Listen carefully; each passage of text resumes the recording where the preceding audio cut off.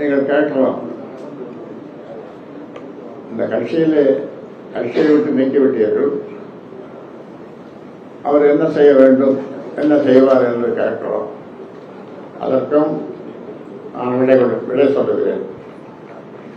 அவர் தனியாக ஒரு கட்சி ஆரம்பித்துக் கொள்ளலாம்.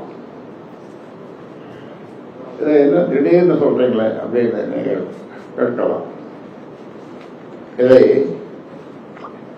3 முறை சொல்லியிருக்கிறேன். ஒரு வருடத்துக்கு முன்னால் 3 முறை சொல்லியிருக்கிறேன். நீ வேணும்னா ஒரு தனி கட்சி ஆரம்பிச்சுக்கோ.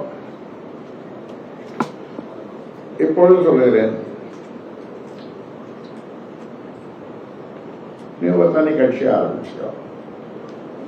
இது ஒரு தனி மனிதர்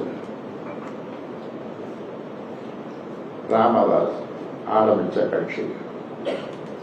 அதனால இதில் உரிமை கொண்டாட யாருக்கும் உரிமை இல்லை. அது பிள்ளையாக இருந்தாலும் அல்லது மற்றவர்களாக இருந்தாலும் இது உரிமை கொண்டாட